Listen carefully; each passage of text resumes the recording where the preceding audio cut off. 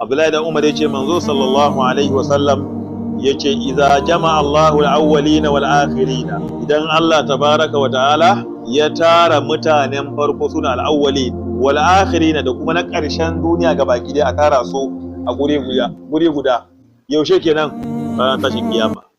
Qul innal awwalina wal akhirina lamajmu'un ila miqati yawmin ma'lum yawma yaqumu an-nasu li rabbil alamin. To idan Allah yayi wannan ya tara halittu gabaki da tun daga Adamu shine na farko ko baka ba har ƙarshen halitta na dan adam a tara su a farfajiya guda a gaban Allah ga mala'iku a kewaye, sai ce annabi ce yurfa'u li kulli ghadirin liwa, kowane mayaudari maha'inci za a kafa masa ainihin tutar mayaudara maha'inta, an fahimta?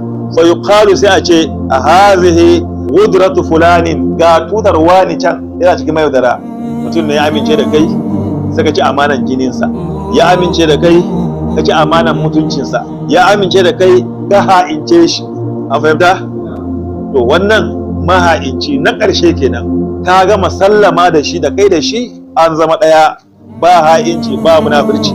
Ashe shi ba haka yake ba, ɗiban sawun kake ta ƙasa, wannan tuta ne za a kafa masa gabaki daya dan duniya ta shaida a gobe kiyama cikin jama'a.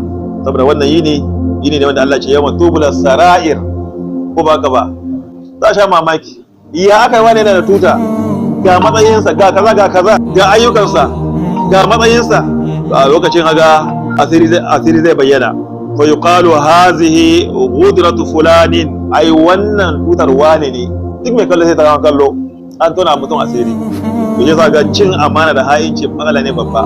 Yasa annabi yake cewa ba wai ka ci amana mutum a jininsa ko a mutuncinsa ko kuma ka ci amana a dukiyarsa ba, ya aminta maka dukiyarsa ka cinye amana dukiyar, ya yadda maka dukiyarsa ya amince ya baka ajiyar dukiya ka ha'ince shi kan dukiya, ba ma wannan ba, kalma kawai na baki ka gaya mar ƙarya shi kuma yayi imani shi kai maganar wani gaskiya ne.